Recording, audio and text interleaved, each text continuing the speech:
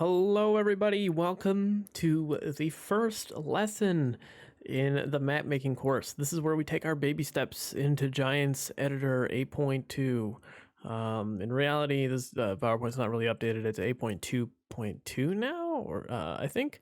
But regardless, not much has changed between the two versions. We're going to be opening up a map in Giants Editor, and we are going to be basically learning the basics, basically learning the basics of Giants Editor, the basic movements and functions, shortcut keys, hotkeys, whatever you want to call them, and all the different panels in Giants Editor. So without further ado, let's get into it. So to start, you're gonna want so we're always gonna, in these lessons, we're always gonna have a prep work page. This is the stuff you're gonna need before we start the lesson. You're gonna need to go to Giants Developer Network, probably create an account here, and then you're gonna download Giants Editor version 8.2. Whoa, go back. I think it's 8.2.2 now, the latest version. It doesn't matter. There's only a couple added things in there. I'm using 8.2 in this lesson because all of my scripts are in the 8.2 files, so I really need to transfer those over. But until I do that, this is what we got. Okay, so you're gonna need a unzipping program. Most of you who play with mods probably have these programs, but 7-zip is probably the most highly recommended. These are all free. You can just download them. You use them to unzip files. We're gonna need that throughout the course, so you might as well keep that with you. If you don't, I mean, you're obviously downloading maps and or downloading other mods, that need to be unzipped, so you probably have it already. And yeah, we're gonna need a mod map to look at and practice on. You can do any mod map. I'm gonna be using Mercer County in this one. It's just a very basic map, flat map, easy to learn from. So you can use Mercer County if you want. Doesn't really matter. Okay, so let's jump in. We're gonna boot up Giants Editor. I'm gonna post this PowerPoint with this video, but I'm pretty much gonna stick. I'm gonna this is gonna be a little bit more freewheeling. I'm gonna try to stick to a general guideline here as to how I should teach this. But I'm gonna go down here. I'm gonna open up Giants Editor. You might have the shortcut on the desktop, but for me, this is 8.2. That's 8.22. All right. So I'm gonna open up Giants Editor. We're gonna teach you two different ways to open up the map, or open up a mod. So you may get a screen in front of you. Yeah, new. Okay, yeah. No, I don't want the latest version yet. You may get a panel that pops up here that tells you like, oh, there's like tutorials on the website or something like that. I don't remember what they say. You can just exit out of that, and it's useless going there anyway, so don't even bother. Okay, so we're gonna open up. This is blank. This is just a blank space, right? We want something in front of us. So let's go ahead and open up a map. It'll be easier to teach you that way. So there's two ways of opening up a map. All right. For most of you, it's going to be a zipped file. So a zipped file is going to look like this. Okay. It's going to look like this. If it's just a plain file, like, let's see, here's my county line edit. It's just going to look like this. It's not going to have this zipped logo. This is, I think, WinRAR, yeah, is what it looks with WinRAR, but like 7-zip the icon might look a little different, but basically, when you open the file, it's going to look like this. You won't have to unzip the file at all to get into it. This is what a zipped file looks like. Boom. All right. Thought I'd show you that really quick before we get into it. All right. So Giants Editor, we can either open an i3D that's been unzipped, or we can open a mod.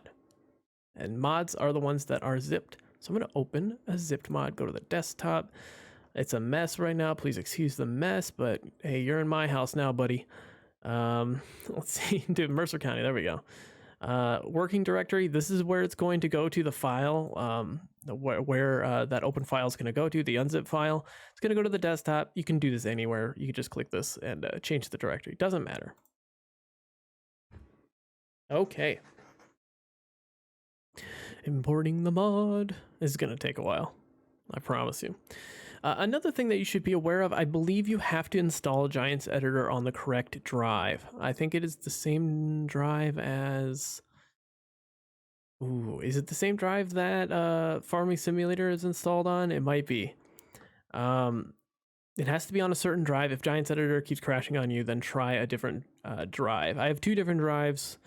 I put it on my main drive. So make sure when you're installing it, you might need to do that to fix that issue. Okay, select mod item. We want the map, obviously, but there are other things in here, other i3Ds within that folder that we could click on if we really wanted to, but not going to worry about that. We just want the map.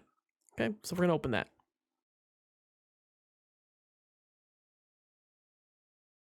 And it's going to load. And it says loading down here in the lower left-hand corner. That's how you don't touch it. Okay, if you're clicking stuff and you're touching stuff while while Giant Editor is trying to export or do things, it's very touchy, it will crash. Okay, don't just let it do its thing. When it says down here, when it says exporting or like loading or something like that, let it finish. This Giant Editor is very picky. It will crash. You'll lose your progress if you didn't save. Okay. So let's start with the basics. Okay, so the first thing you're going to learn is movement. All right, this is the most basic thing we can do. So this is the scene. Okay, we finally have something in front of us. We're going to click down the right mouse button, and we're just going to swipe up and to the right. See? So I'm just holding down the right mouse button, and I'm moving. I can rotate the camera. All right, but how do we go forward? I'm going to hold down Alt, and I'm going to click right click again, holding down Alt. Now your hand placement might be important here for some of you. My thumb is on Alt right now. My left thumb is on Alt, on left Alt. So that's how I do it. And my hand, this is usually important because I drop my pinky down to Control. So I can use Control X, Control Z, Control D, Control C, all the shortcuts that you're going to need. I usually drop my pinky down from there. So thumb on Alt and right clicking and swiping to the left or right, doesn't matter, up, down, you're going to go forward either way. Alt, right click. Okay, this is an interplay between right click and left click here. So now I want to rotate, I'm using left click now and holding Alt. Okay, if I lift my thumb from Alt, see, I'm using the left button and I can't rotate anymore. Okay, but now I can. Okay, but usually what I do is just stick to the right mouse button. Okay, unless I need to change the direction in which I'm moving forward, then I'm gonna see right now I'm using left, holding left Alt. Okay, then when you get to the place you want, now you can just use right click, lift your thumb off of Alt. Okay, so practice with that. That's the first thing. All right, practice with that, very important. Once it's literally like riding a bicycle. You're gonna be like, this is so counterintuitive, why do I have to do it this way? Gonna be super easy. Just trust me. Okay, play around with that if you have to. But yeah, it's gonna be, you're gonna go lightning quick. In fact, if you want to increase the speed at which you zoom across the map like this, you can go down to the nav speed down here on the lower right hand corner. You can click the plus and minus keys. See how that number's changing down here where the mouse is? I'm clicking the plus key right now on my numpad and the minus key now. That's going to increase and decrease the speed at which you go across the map, okay? Like this, right? But there's another way. There's a faster way of going across the map than that, than just swiping over and over. Now I'm holding right click. I'm going to hit W, okay? Now I'm not having to swipe. I'm just holding W and we're moving across the map. Now I want to go faster, so I'm going to hold down Shift. Change the direction, hold down. Now hold down Shift. Look at that. Going way quicker, right? So when you're working with like a 4x or even a 16x, please do a 1x first before you do that, before you jump into that. That's how you get across the map really quick. So I got my pinky on Shift and I got my middle finger on W to go really fast. It might be, the hand placement might be different for you guys. So just be mindful of that. Okay, so you're going to get quicker and quicker at that. Don't worry about that. Let's get into all these different panels. Okay, so we've got the map. Let's look up here first. Okay, we got File. This is how you save your map. You can reload it. Make sure you save before reloading it. You can do a new project. That's just going to bring up the blank space again. I forgot to show you the other way of opening the map, actually. We just opened the mod. Let's open... No save it. Okay, let's just open it in i3D. You can click open there instead of open mod. Open mod's going to unzip a folder, but here now we're going to go in here. So this is the unzipped file. See how it's not zipped? It's different. Go into the unzip file and we can go into, I know the i3D for the map is in here in maps. So here's the map i3D. Okay. They're typically named this. Okay. Not sound, it's map DE. All right. Double click that. And we're going to load in. There you go. That's where we started. Okay. Excuse me. I'm burping.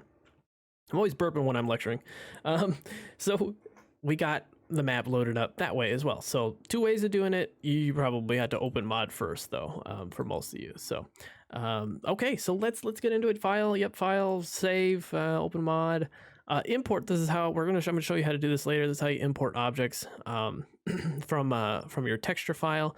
Usually when we're exporting, we're going to use export selection with files. That's going to bring the textures over with the object. We typically export them into the textures file so that the textures go into the textures file along with the i3D. Then we're going to import only the i3D. Then we're going to go back and delete the i3D and the i3D shapes files to clean up space in our folders. And then just the textures are there. And these barns, or whatever you want, any object in this map, is just going to be baked into the map, okay? So it's going to be part of the map i3D, part of the map shapes, if I can say that. Okay, so edit. Replace function is the most important function in here, and freeze transformations, but we'll get to all of that. These are typically copy paste. All of that is going to be handled through the hotkeys, okay?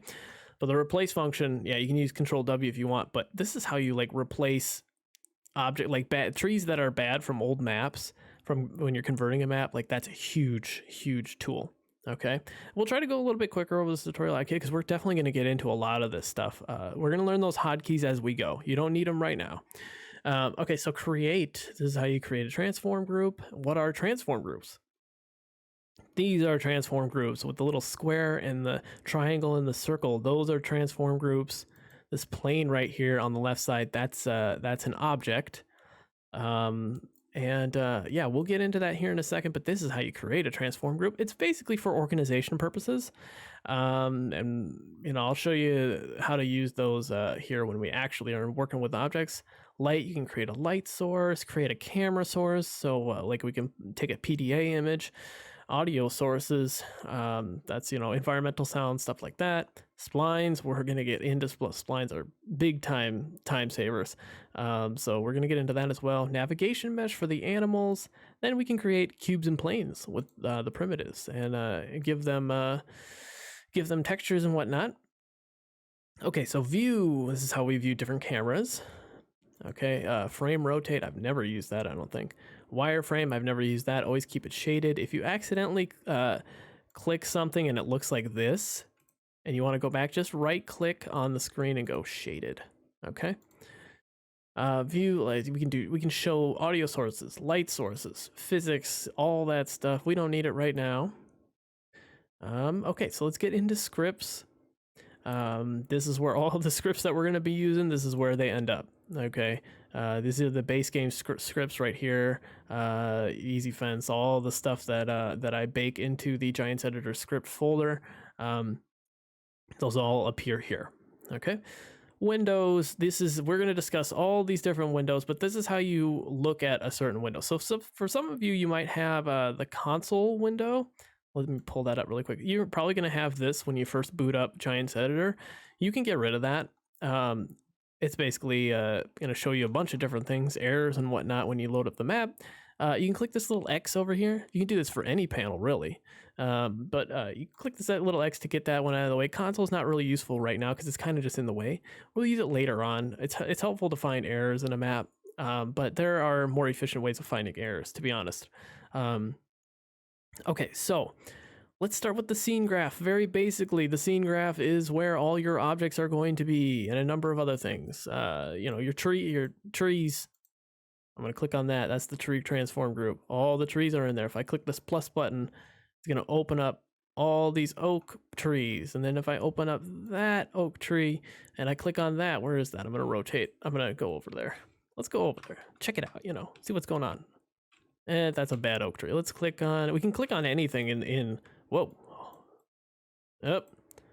Not frame rotate. If it's doing that for you, click off of frame rotate. So basically it was going up and down as I click left click. So we don't want frame rotate. Don't ever have that. It's garbage. Okay, so I'm just gonna click on this tree here.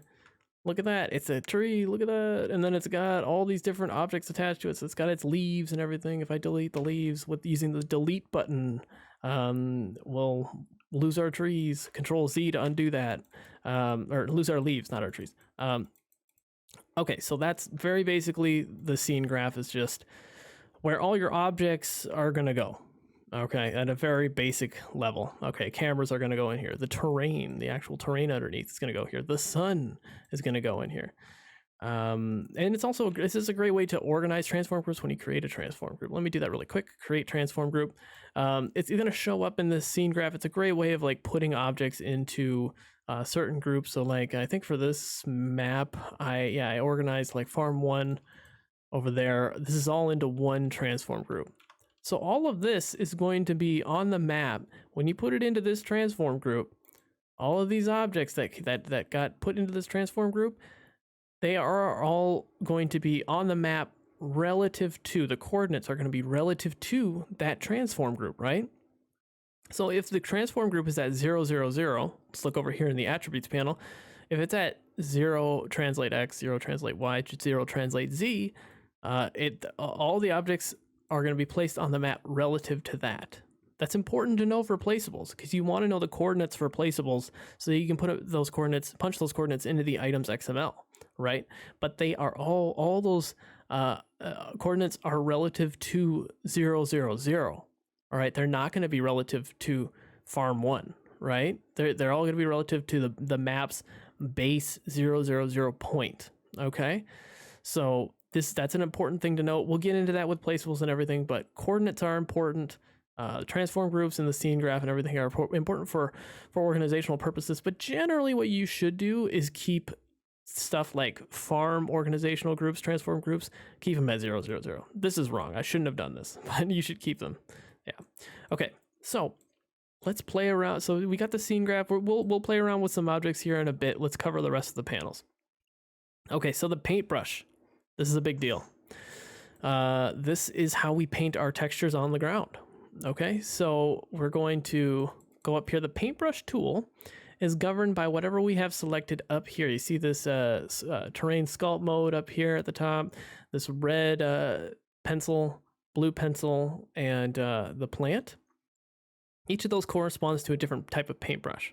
Okay, so let's go on to look at the paintbrush first. So this is let's click on sculpt mode first. Okay, so this is our radius. Okay, this is how big of an area we're working with here. Okay. Our radius right now is 5. Let's just make it even number 5. I'll change that here. Have it select terrain selected. Okay, that is a radius of 5. Okay. We have our brush type is round. It could be square if you want. Sometimes square is helpful for painting just like straight lines, like you see along this road. You see that gravel is just straight. Sometimes that's helpful. I usually use round because I'm painting around edges and stuff like that. It's definitely both. So down here we have left mouse button, middle mouse button, right mouse button. We want to change that to add left mouse button. And so this is going to, for terrain at least, it's going to add height. Okay.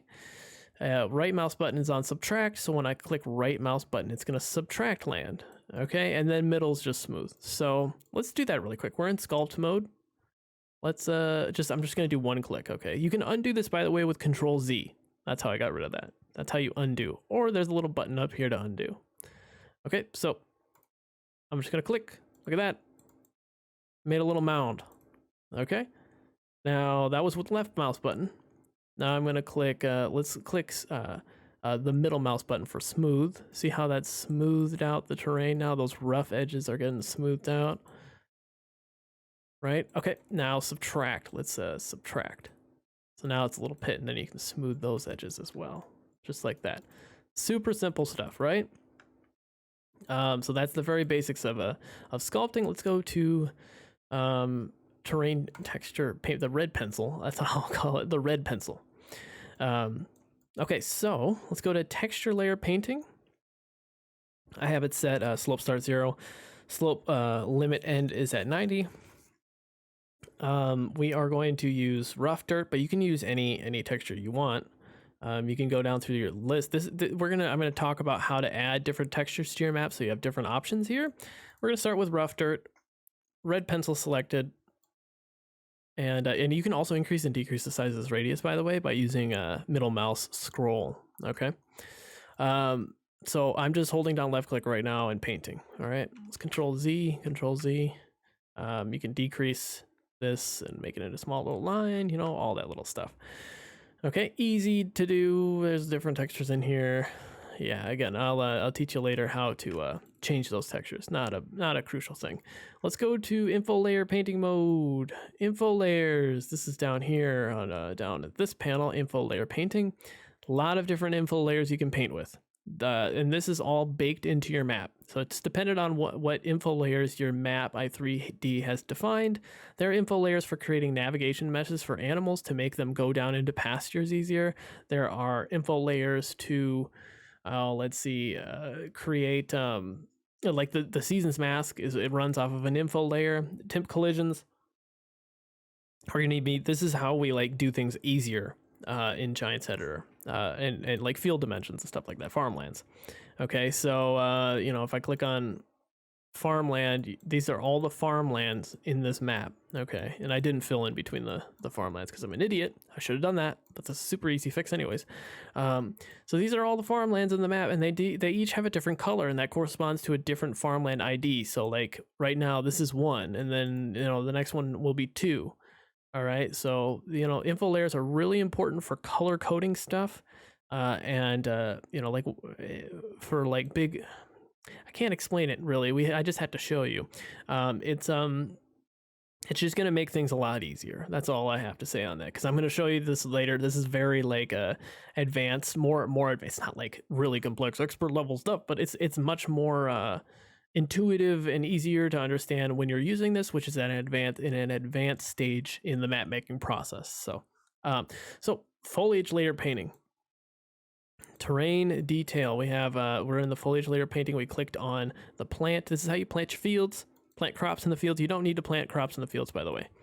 I need to unselect this. I still have this highlighted. That can lag your Giants Editor up a little bit. If you just click in a blank space here, over here on the scene graph, you'll deselect that. You can also right click here and click collapse all, and that will collapse all of these transform groups, and they won't, they'll collapse all of this. So I'll show you that. Oh, not expand all, collapse all. There we go.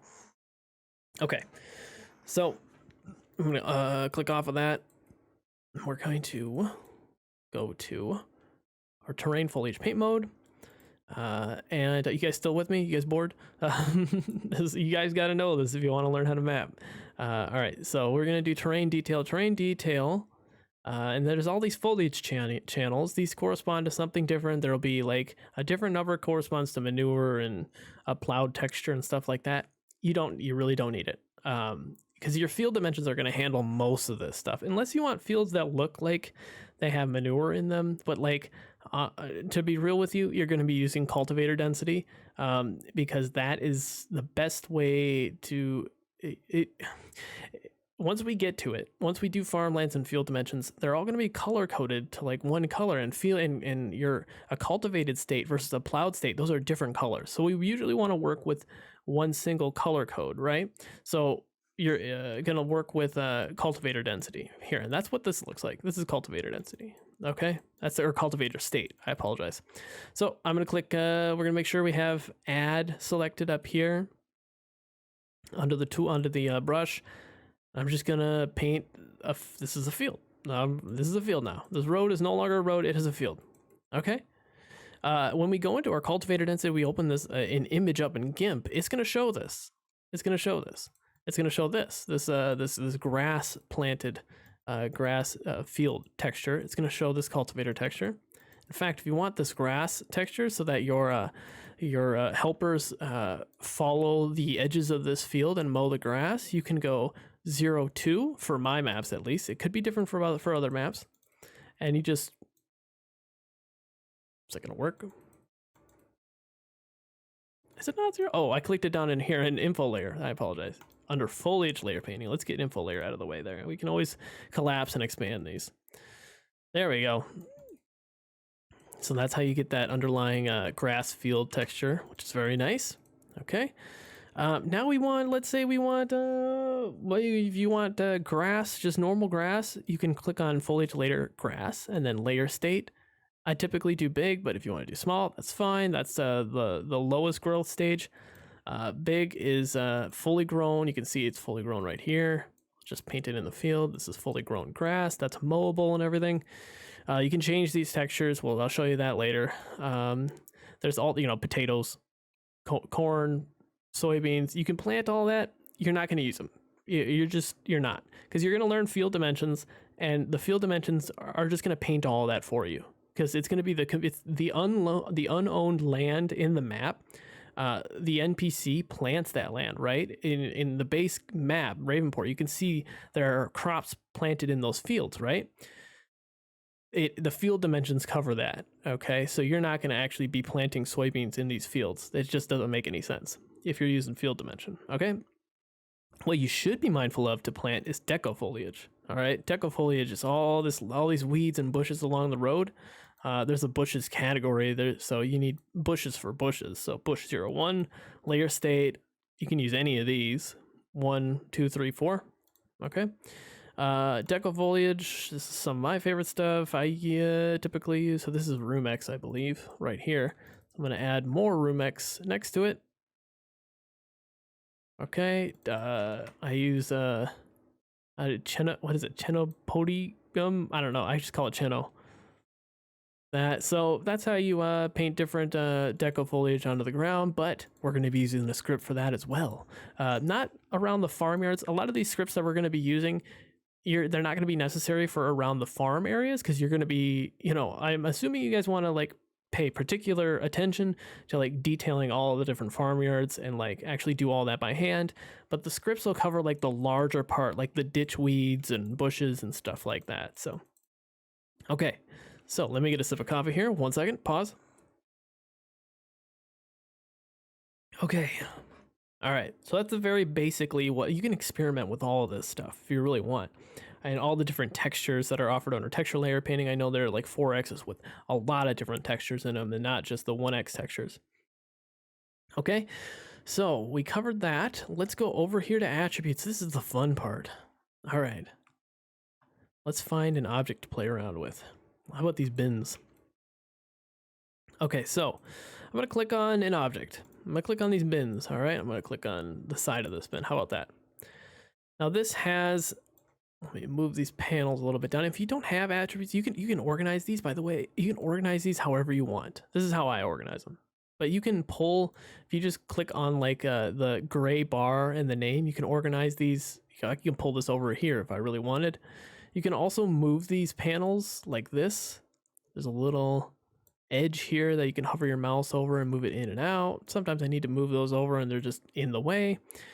Let's see here. Okay, so we have attributes panel opened up. So this is basically where this side, let's look the parent transform group. So this is another important thing, is the parent transform group is going to have every object within it. Okay, so when we hit plus on Sukup leg 2 over here, it's going to show you all the objects that are a part of that transform group. Now you can move this transform group using these. Now that we're on translate and rotate and everything, we should learn this. You can move this whole group together. That's the benefit of using a parent transform group here.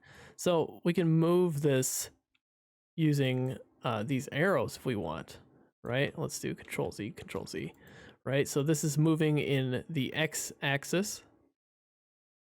Oh, never mind. That's the Z axis. I think sometimes it gets confused between the two, because I think normally blue is Z axis and X is X axis in Blender, if I'm not mistaken. Y is usually up and down, but sometimes these will be rotated a different direction for different objects, which is kind of dumb. Okay, so you saw, look at the numbers up here under translate as we move them. They're gonna be moving when we move in a certain direction. So you see that Z is moving over there. And I'm gonna click Control Z to move that back. See how in the under translate X it's moving up and down. Okay, and then Y obviously up and down.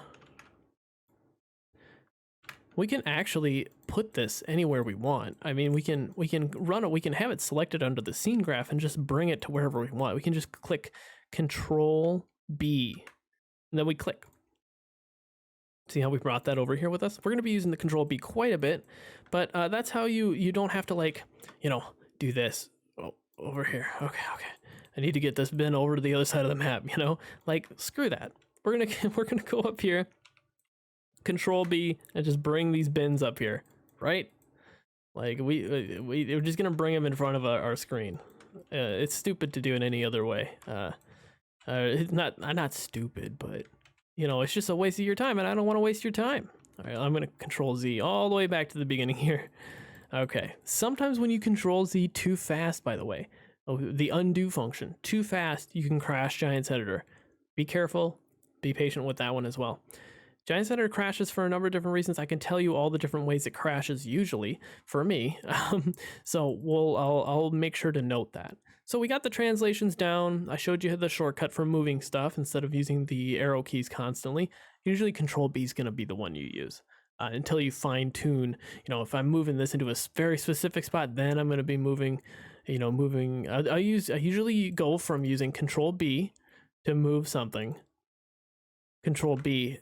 And then just moving it gradually into place. And then if I really want to get specific, I'm going to change these numbers. Like say I want to move it just ever so slightly, move it there. I'm going to fine tune these numbers. See, I'm typing in translate Z here. And you're just moving it ever so gradually. That's going to be very important for things like concrete walls. So these concrete walls, like maybe you want to really make it so they're not overlapping. So I'll show you what happens when they overlap. When they're overlapping, it looks like it kind of flickers. Like, I don't know if you can see that texture flickering right here. It's very obvious on other objects, but if you want to really fine tune and get these edges as close as possible, this is the tool for you. But right now, I think my hands are so steady that I can usually get it pretty dang close. So that's just from experience. Okay, so translation, rotation's pretty straightforward. I'm almost always typing the rotation that I want, and it's always going to be 90 degrees, 45 degrees, 100 degrees, or 180, sorry. You're not going to use anything else, I promise you, unless it's like for something like very specific, like maybe it's an auger or something like that. But generally you're probably going to be using this. Again, work from big to small. You're going to use this, and then you're going to fine tune by adding in the numbers here. And it's just intuitive, like raising and lowering these numbers is going to give you a different rotation, obviously. So yeah, I don't want to spend too much time on that. Also, if we increase the scale of this parent group, everything else underneath is going to increase. So look at, they're at the scale on the X is 0.8, Z is 0.8, 0.9 for Y. Let's just scale all of this up. Look how everything got bigger and wider, right? Look at do 10, 10, 10, and have the biggest propane tank you've ever seen in your life. Okay, so that's scaling. Scaling is very tricky because when you, see if I can show you this, when you scale something too far in one direction, it's going to stretch that texture. See that texture on the side? How it's stretching like that? So you got to kind of be careful. You have to have a little bit of finesse when you're scaling. Okay, so clip distance. Ooh, that's a big one. All right, so this is, first of all, before we skip visibility, this is how you make something invisible. It's still going to be there. If it is a rigid body, if it has this rigid body check mark down here, and it's static over here on this panel, then you're still going to collide into it with your tractor. Okay, you're still going to hit this propane tank, and gas is going to leak, and you're going to cause a disaster. Okay, so generally keep this visible. Okay, Clip distance is basically the distance at which an object loads in for you. So let's click on this Suka bin. This is at 1,000 clip distance. That's a pretty typical number. Let's bring it down to 50. All right, now I'm going to click off of it. I'm going to show you what happens. See how it disappears after, like, I'm going to be out in this field at this spot in the field. I'm not going to be able to see these stupid bins until right now, which is awful. You don't want that. You want to be able to see it. So let's switch it to 500. 500. At what point does this disappear? Probably close to here. Nope. There they are. Okay. They disappeared. Now let's increase this to 1,000. Now I can see them even clearer. Now they're showing up. Now if I'm in this field farming, I can see those bins. All right. What about 10,000? I can see it across an entire 1x map, I believe. Yeah, you should be able to see them from up here. Oh, maybe not. I lied. 10,000. Maybe I need to be a little bit closer. Yeah, there. Okay, never mind. Almost the entire map. So that's 10,000. All right, so this is going to affect your FPS in game. If you're loading up a whole bunch of objects at like 20,000 clip distance, and obviously a flat map, like you want to be able to see stuff in the distance because there's nothing else to see, that's going to cause performance issues. So clip distance is very important. I'm going to show you how to optimize clip distances for different transform groups. And obviously this clip distance right here for the parent transform group on these bins. It's going to affect everything underneath. You know, so this is this transform group down here has, you know, Jesus, like 100,000, a million clip distance. This propane tank has 250. So all of that is going to be scaled with the parent transform group's clip distance. Okay, hope that makes sense. And again, rigid body, all that stuff is important too, but we're not going to get into it yet. Let's go down to material editing. Oh, geez, 40 minutes. I was hoping this would be shorter. Okay, we're almost done. Let's get into material editing. Again, if you don't see the material editing window, you can always go up to window up here and click on material editing. Okay, all the stuff you want. Particle editing. I didn't even, what the heck is particle editing? I don't think I've ever played around with that. Emit start time. That might be something more advanced to play around with. Okay, so I'm going to click on this ring here. Okay, let me get another sip here. Okay, so this is the textures. This is the textures for every object. Every object has a texture. So like the white steel on this barn over here has this steel looking texture, right? Some barns or some sheds are modeled. The corrugated siding is metal or is modeled. So it's not a texture. This is actually like 3D siding right here. See that? That's modeled in Blender. Whereas over here, this is not 3D siding. It's just trying to create the illusion of 3D siding. Okay, so when I click on this barn, let's do this first. You're gonna have albedo map. It's probably gonna be something. Yeah, that's gonna be your, let's see, diffuse texture. If I remember these correctly, I might have to make sure I'm yeah, I think, yeah, diffuse texture. This is your diffuse texture. I know this. Why am I brain farting right now? This is your base texture, basically. These textures can be wrapped and unwrapped, or what I call unwrapped, or wrapped and unwrapped. So this is just like a flat texture that's applied throughout the walls of this model. There are wrapped textures. I feel, let's see if I can find it. Probably this actually might have a wrap texture on this little brush.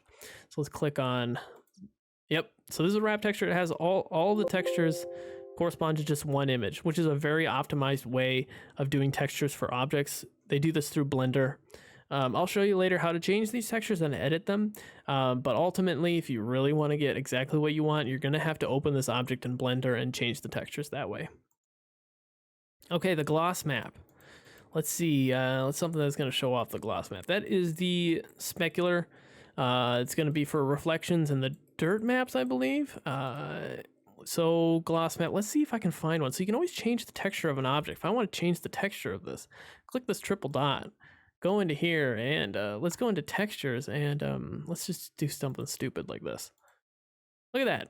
Now, all of the concrete that I use in this map just changed textures to this awful texture. Okay? Doesn't look like a concrete wall at all.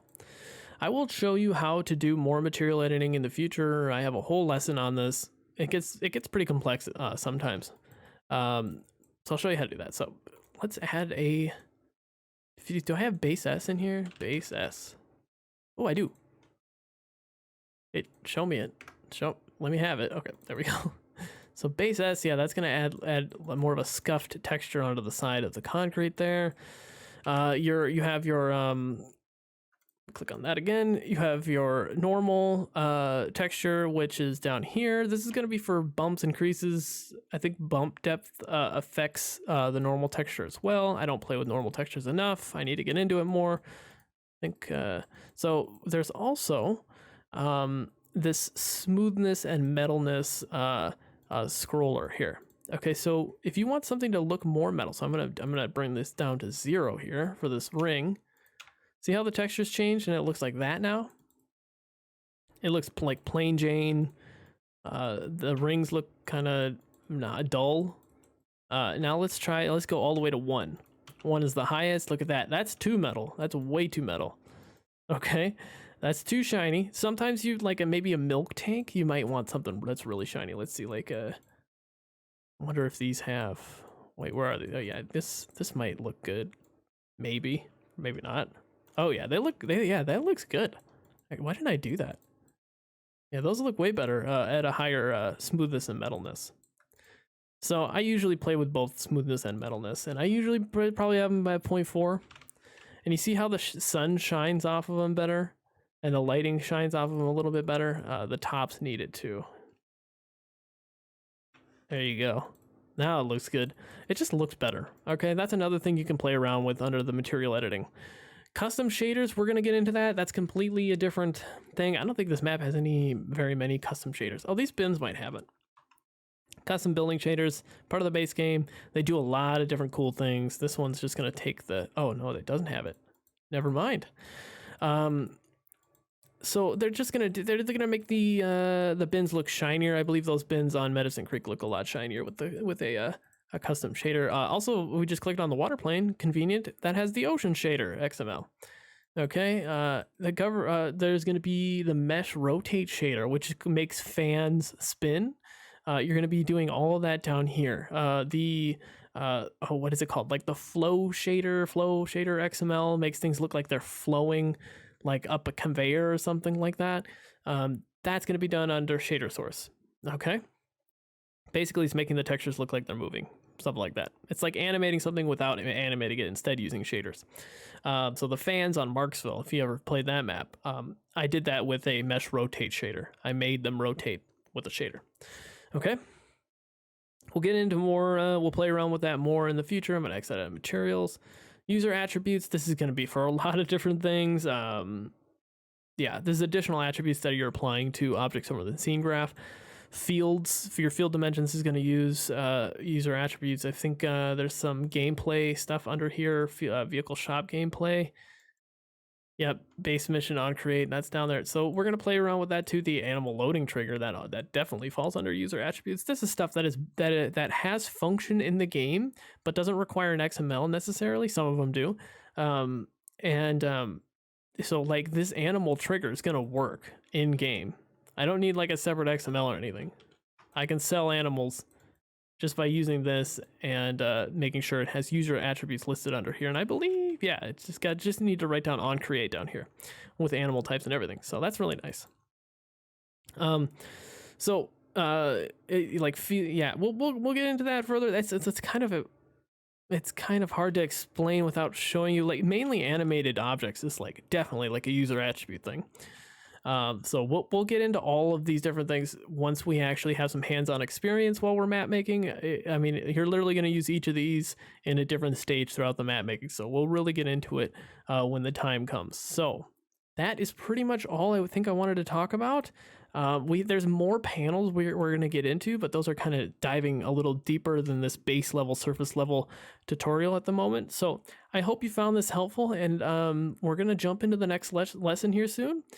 I think we gotta have a look at the map file. We just opened the map, but now we need to look at what's behind all of this. Okay, so we're gonna go. The next lesson should be taking a look at the map file. So again, hope you found this helpful, and I'll see you in the next lesson.